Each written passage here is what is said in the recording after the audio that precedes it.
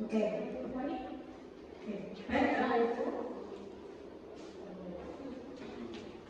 Baik, Bapak Ibu.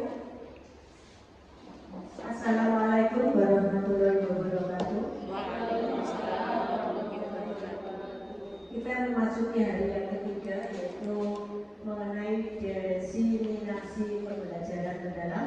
Pada hari ketiga ini materinya adalah tentang prinsip pembelajaran, kemudian pengalaman pembelajaran, dan asesmen pembelajaran. Yang mana nanti ketiga materi itu akan disampaikan oleh Ibu Eli Octavia. Untuk mengawali kegiatan ini, supaya apa yang nanti kita dapatkan bermanfaat bagi kita semua dan juga bagi anak didik kita, marilah kegiatan ini kita awali dengan berdoa. Berdoa kami persilakan.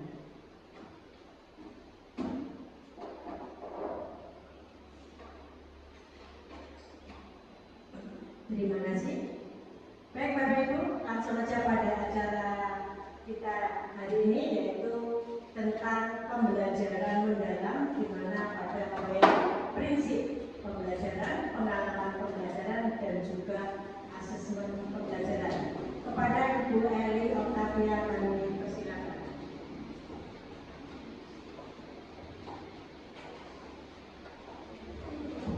Baik, terima kasih Bu Sia sebelumnya. Mohon izin Bapak Ibu, di sini saya tidak bermaksud menggurui, tetapi saya menyampaikan apa yang saya dapat dari siswa pembelajaran mendalam. Baik, Assalamualaikum warahmatullahi wabarakatuh.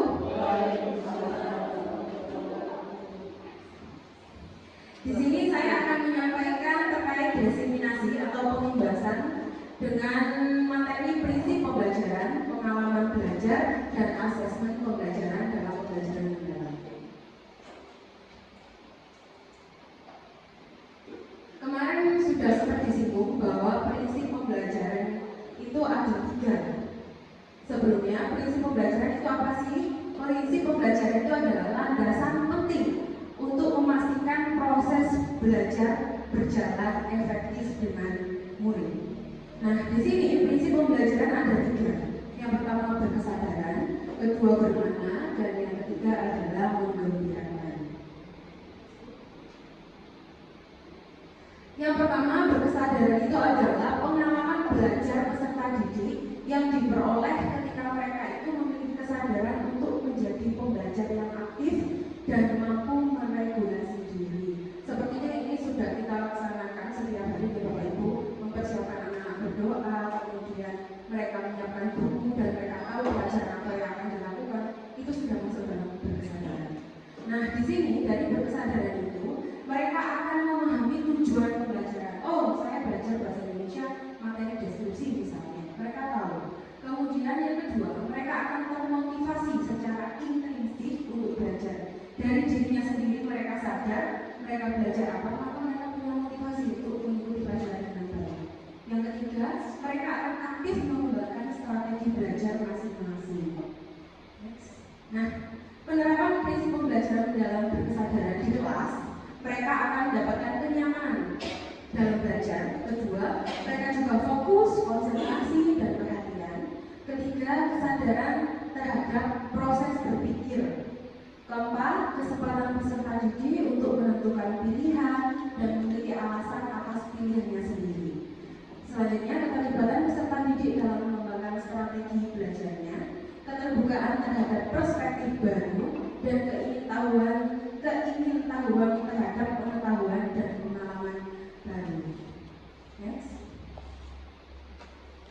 Yang kedua, prinsip yang kedua yaitu bermakna, yang artinya berorientasi pada kemampuan mengaplikasi pengetahuan dengan lingkungan peserta didik, sehingga membuat mereka memahami siapa dirinya, bagaimana menempatkan diri, dan bagaimana mereka dapat berkontribusi kembali dalam kegiatan pembelajaran. Sehingga ketika mereka belajar diawali dengan tadi berkesadaran, maka mereka akan menemukan pembelajaran yang bermakna.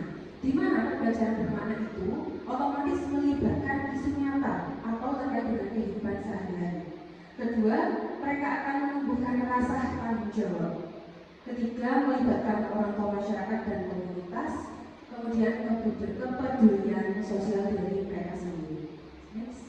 Penerapannya untuk prinsip bermakna yang pertama, kontekstual atau relevan dengan kehidupan nyata.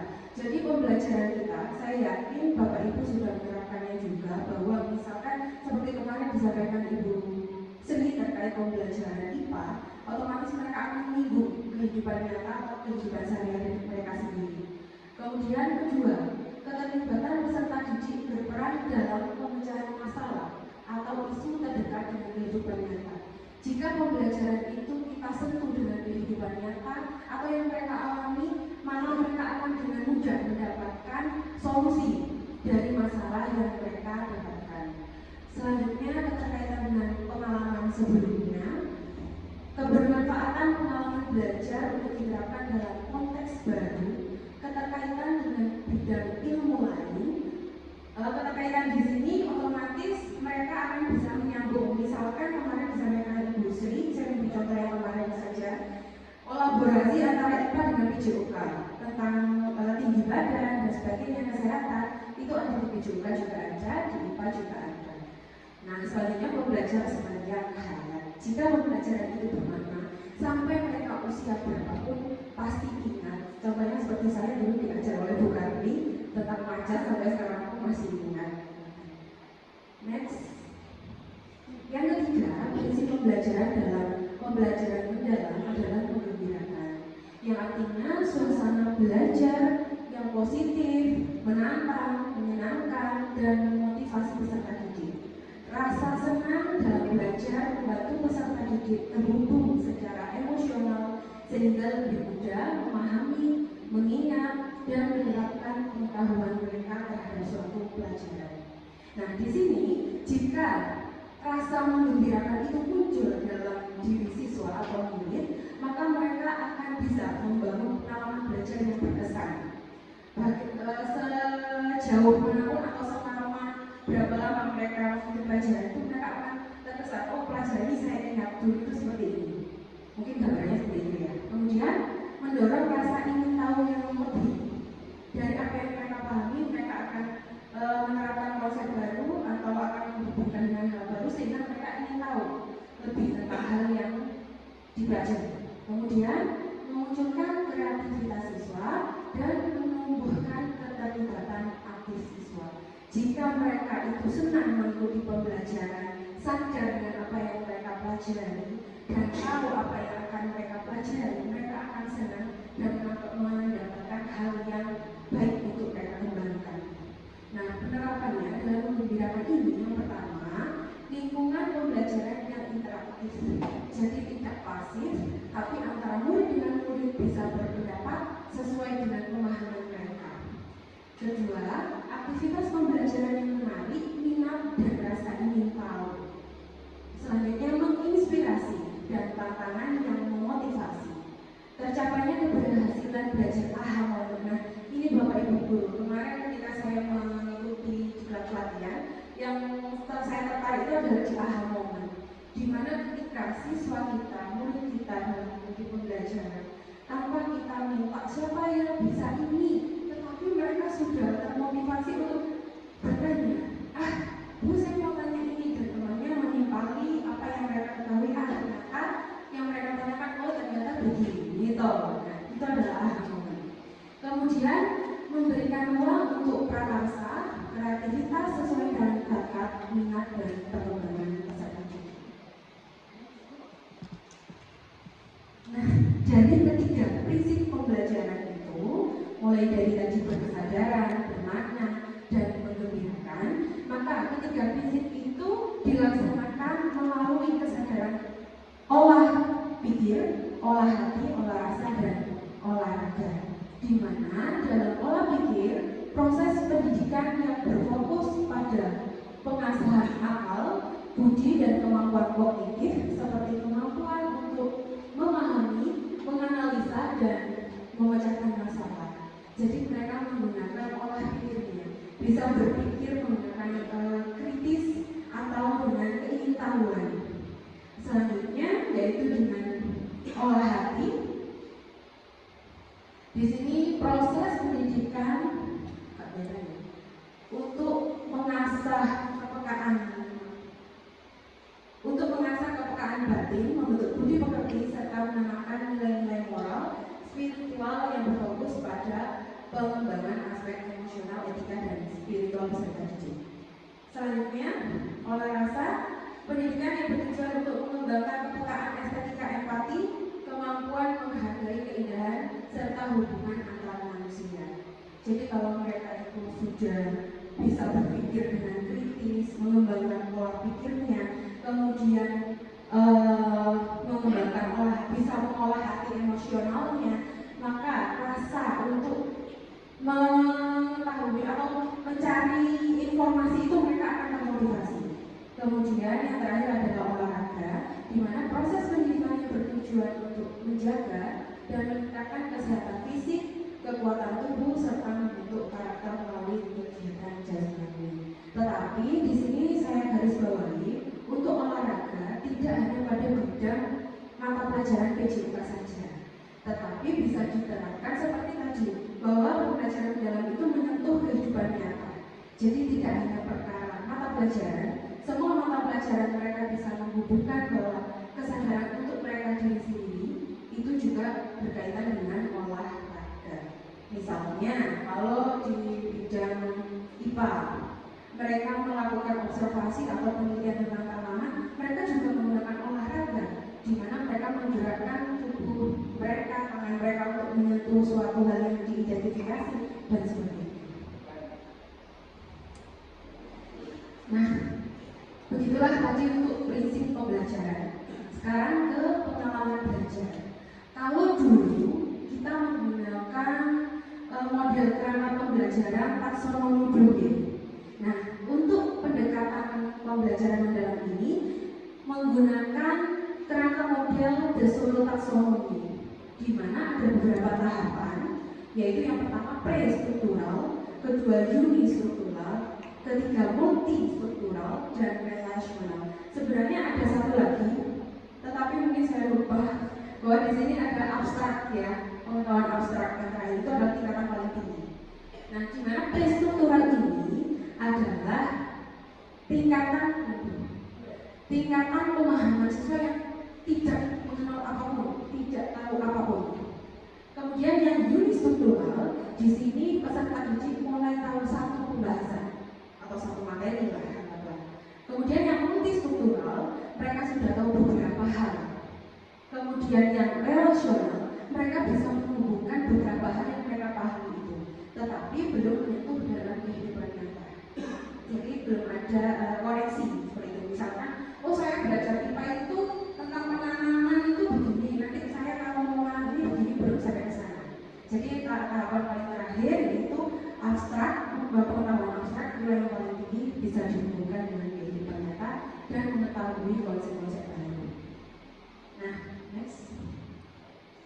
Dalam pengalaman belajar dari tahapan taksonomi itu dimasukkan dalam beberapa tahap pengalaman. Yang pertama adalah memahami, kemudian mengaplikasi, dan yang ketiga adalah refleksi. Nah, yang pertama kegiatan memahami di sini adalah fase awal pembelajaran yang meliputi pengetahuan esensial, aplikatif, dan pengetahuan nilai serta karakter. Di mana yang dimaksud esensial itu adalah pengetahuan dasar yang fundamental dalam suatu bidang atau disiplin ilmu yang harus dipahami dan dikuasai untuk membangun pemahaman yang lebih kompleks dan dapat diterapkan dalam berbagai konteks. Jadi apa yang mereka murid pahami itu mereka bisa menerapkan dalam konteks apapun, dimanapun. Oh, ternyata saya belajar matematika perkalian ini bisa saya gunakan ketika saya punya uang banyak dan saya tahu jumlahnya. Kemudian untuk aplikatif, pengetahuan yang berfokus pada penerapan konsep teori atau keterampilan dalam situasi nyata. Pengetahuan ini digunakan untuk menyelesaikan masalah, membuat keputusan, dan menciptakan sesuatu yang berdampak.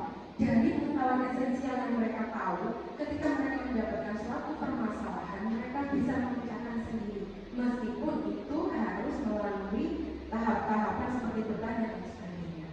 Kemudian kemudian nilai karakter di situ akan muncul ketika mereka sudah pada tahap esensi dan aplikatif, di mana nilai karakter itu adalah pengetahuan yang berkaitan dengan pemahaman tentang nilai-nilai moral, etika, budaya, dan kemanusiaan yang berperan penting dalam membentuk kepribadian sikap dan perilaku seseorang. Jadi kesimpulannya, dalam kegiatan memahami ini, mereka itu tidak hanya sekedar tahu, tetapi juga bisa menerapkan dan mempertimbangkan apa yang saya lakukan ini kira-kira dampaknya apa. Begitu. Next. Nah, di kegiatan mengaplikasi adalah pengalaman belajar yang menunjukkan aktivitas peserta didik mengaplikasikan pengetahuan secara kontekstual. Di mana di sini saya pecah menjadi 3 dalam proses yang pertama adalah yang didapat peserta didik, kemudian dari apa yang didapat itu bisa disalurkan sehingga memunculkan hasil.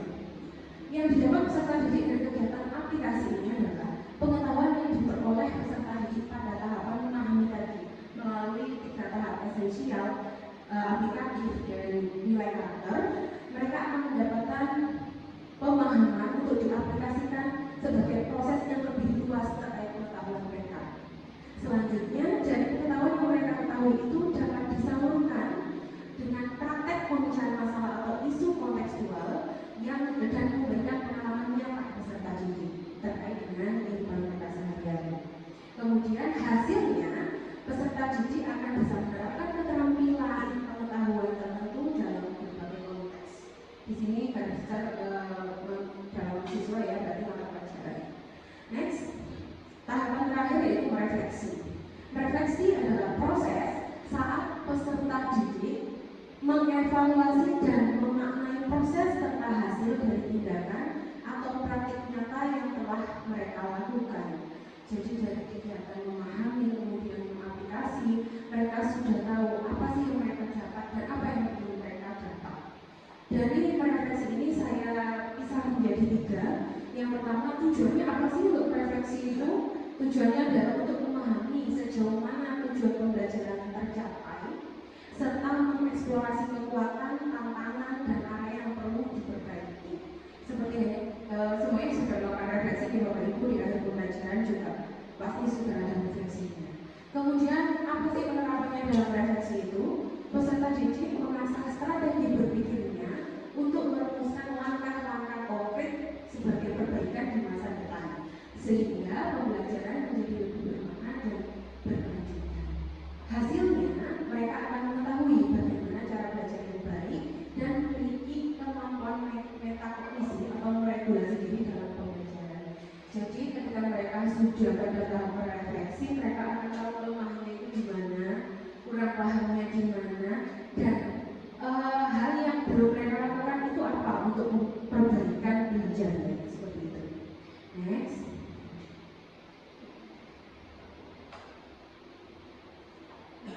Nah, itulah tadi pengalaman belajar yang ada 3. Sekarang kita ke asesmen atau penilaian. Asesmen dalam pembelajaran mendalam di sini masih sama, bahwa asesmen itu adalah proses untuk menggali informasi atau mengolah informasi data terkait capaian belajar anak-anak. Tetapi bedanya dalam pembelajaran mendalam, asesmen itu memiliki prinsip. Prinsipnya ada 3. Yang pertama berkeadilan, kedua objektif, dan yang ketiga adalah edukatif. Di mana kita sebagai guru untuk memberi penilaian anak-anak itu tidak semerta-merta bahwa oh anak ini sergap, anak ini aktif, anak ini selalu hadir tepat waktu, kita kasih 100, tidak. Tetapi di sini melihat prinsip dalam pembelajaran mendalam, asesmennya itu yang pertama berkeadilan. Jadi kita harus adil dalam memberikan nilai kepada anak-anak. Artinya kita akan melakukan penilaian yang tidak bias atau tidak abstrak ya. Belum.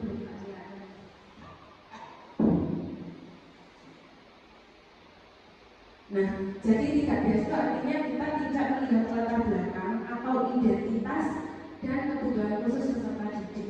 Misalkan bahwa anak itu, misalkan pelajaran olahraga anaknya tinggi, pasti dia akan pintar dalam basket, tidak. seperti itu. Jadi kita harus benar-benar aja.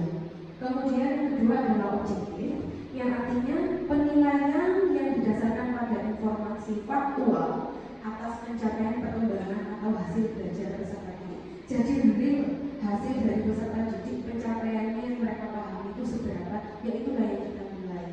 Kemudian edukatif artinya adalah penilaian yang hasilnya digunakan sebagai umpan balik bagi pendidik dan peserta didik serta orang tua untuk meningkatkan proses pembelajaran dan hasil belajar. Edukatif ini sudah nampak dalam kegiatan sumatif di Bapak Ibu, karena di situ orang tua juga akan tahu bagaimana hasil belajarnya anak-anak. Next. Nah, di sini penerapan asesmen pembelajaran mendalam terbagi menjadi dua, yaitu autentik dan holistik. Di mana autentik ini adalah penilaian yang mempresentasikan realita kehidupan atau konteks sehari-hari, yang berfokus proses dan produk belajar dalam konteks yang nyata dan bermakna. Tujuannya untuk mengukur kompetensi nyata seperti pemikiran masalah, berpikir kritis, kreatif, kolaborasi, dan komunikasi.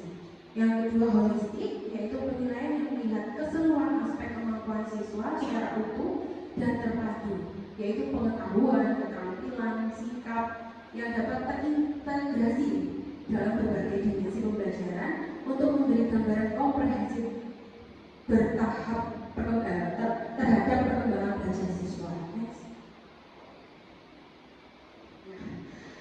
Intinya dalam asesmen pembelajaran mendalam ini berdasarkan taksonomi Bloom tadi ada dua, tetapi dalam satu penilaian itu juga ada dua. Maksudnya begini, dalam asesmen itu terbagi menjadi dua, yang pertama formatif, kedua sumatif, dan ini memang sudah kita lakukan.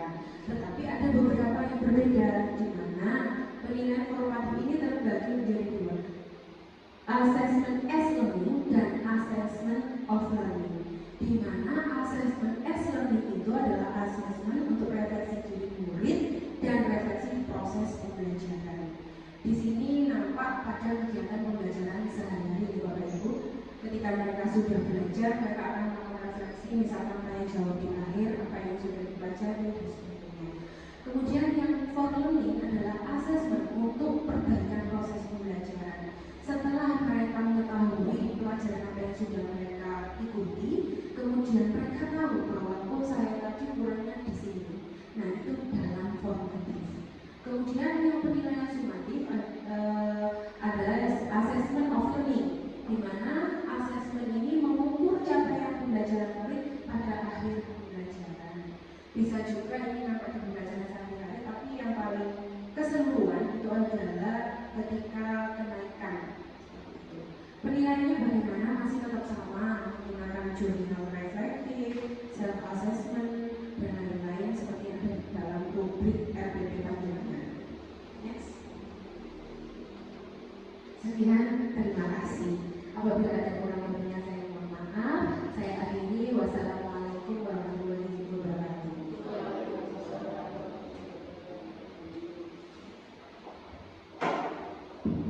Demikian Bapak Ibu, materi tentang prinsip pembelajaran, kemudian pengalaman pembelajaran dan asesmen.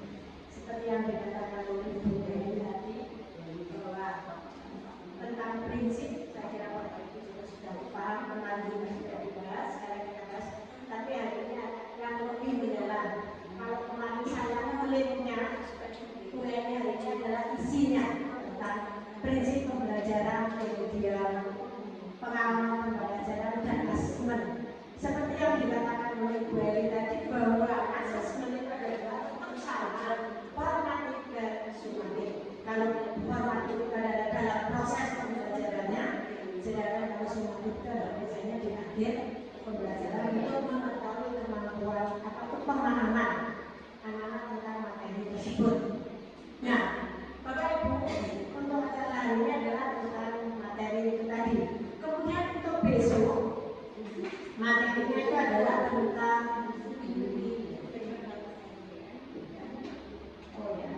implementasi pembelajaran mendalam dan inti kolaborasi.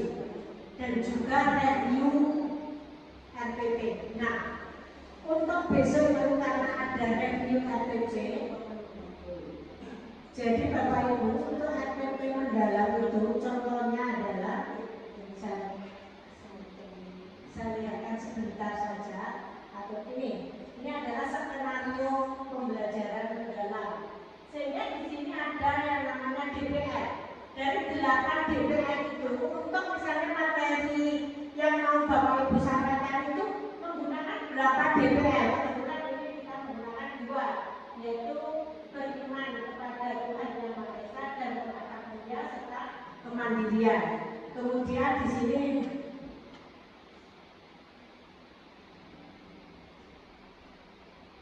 ini ada lintas disiplin ilmu kemitraan tadi, misalnya ini dengan IPS, dengan PJK itu dicantumkan. Jadi RPP-nya nanti bentuknya seperti ini. Kemudian tujuan seperti biasa.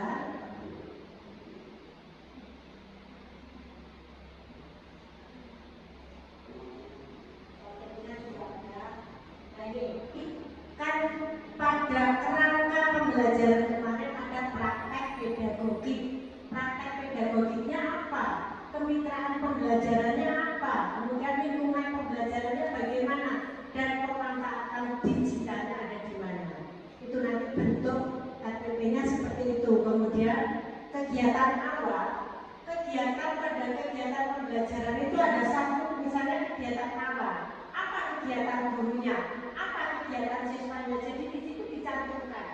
Kalau dulu kita kan hanya guru melakukan apa dan sebagainya itu. Sedangkan siswanya ngapain? Di sini harus disebutkan. Siswanya misalnya pada saat ditayangkan sebuah video, otomatis siswa menyimak video yang diberikan oleh guru. Seperti itu, ya. Dan seterusnya. Dan juga harus ada asesmen yang terakhir dari sumatif. Setiap kegiatan, walaupun kita itu hanya 2 soal, kita hanya 1 soal tetap ada refleksi. Saya kira itu ya Bapak Ibu. Jadi nanti pada saat jenengan mereview sudah paham, oh nanti maksudnya nanti RPP-nya itu seperti itu. Itu ya Bapak Ibu, paham?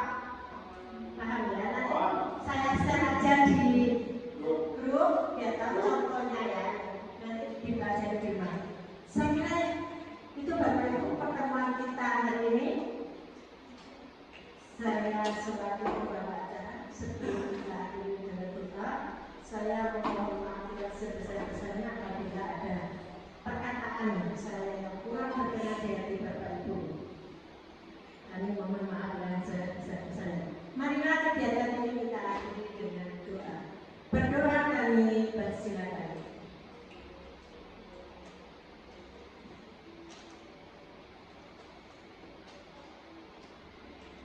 Terima kasih. Saat ini wassalamualaikum warahmatullahi wabarakatuh.